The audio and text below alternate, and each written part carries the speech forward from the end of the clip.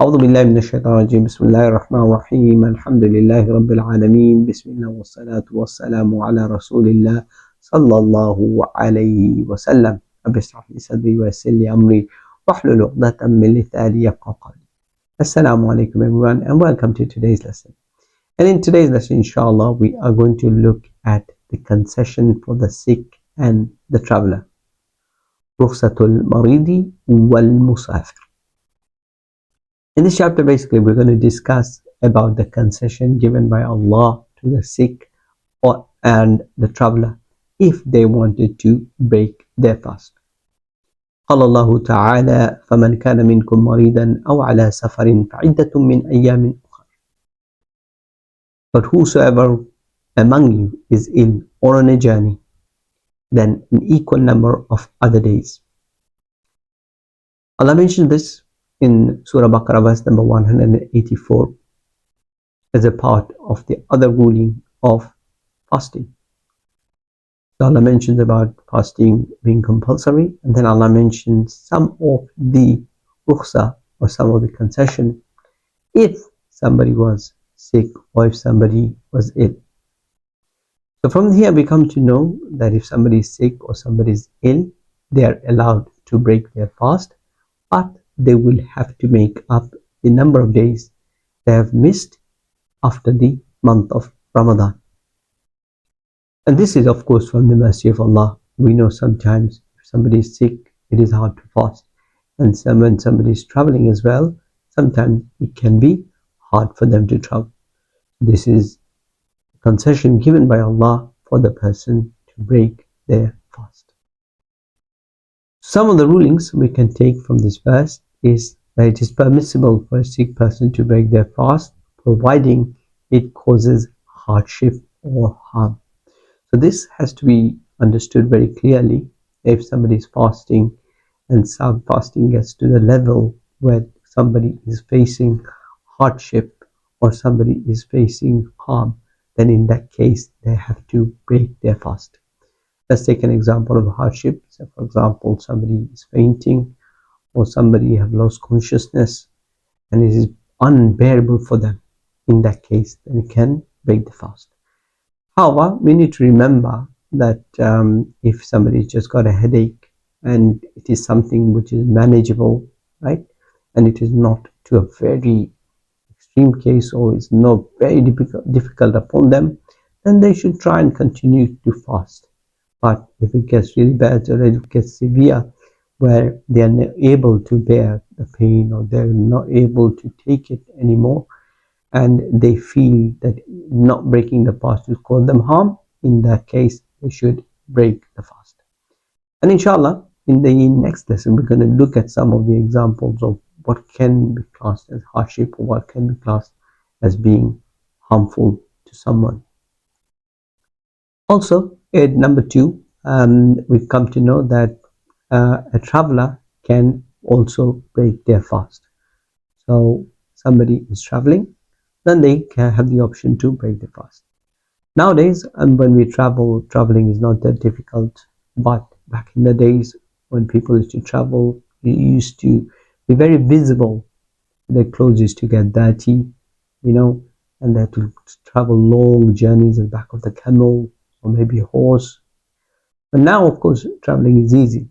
But the rukhsah is still there from Allah. If somebody wants to break their fast while they're a traveler, they do have this option.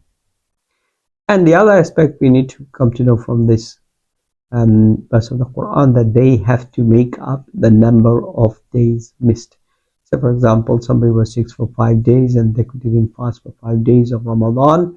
Then once the month of Ramadan is over, they need to make up the 5 days as a priority, as an urgent priority. All right, and not leave it. It's not good to leave it for later, or okay, I'm going to fast in a few days. No, the first priority is to make sure that they make up this fast.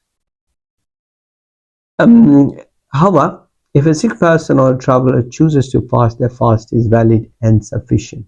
So for example, if a person is sick, right, they got a bit of infection, they're coughing a little bit, but it is still manageable, and they say to themselves, it's okay, inshallah, I'm going to try and fast till the end, and it's perfectly valid. If somebody is traveling a short distance, for example, and they say, I'm able to fast, though I'm traveling, it's not too much upon me, or it's not hardship upon me, so I'm going to continue fast till the end. If they do that, that's perfectly fine. So if somebody is sick or they're traveling and they decide that they're going to continue the fast, it's perfectly valid. And at the same time, if they decide that they're going to break their fast, that's still valid as well. What we got to remember is a concession given by Allah Azza wa Jal. And as we said, it's a concession given by Allah, and it is not to be seen as a weakness in faith. A lot of the time, unfortunately, if somebody is sick and they decide that they're going to break their fast, it is seen as something of weakness, in the sense that people look at it, oh, you're not strong enough, you could not finish your fast, and you should have tried a bit harder to finish your fast. Or somebody's traveling, they could other people say to them, oh, it wasn't too difficult, you could have fasted. So those are things that needs to be avoided. We remember that it is a mercy from Allah, concession given by Allah, and this is not, if somebody breaks their fast, it's not a sign of weakness. And unfortunately, we have seen in the society, people, though they're sick, while they're fasting, they're going through a lot of hardship, and what they say is that no matter what happens, I'm going to continue to finish the fast.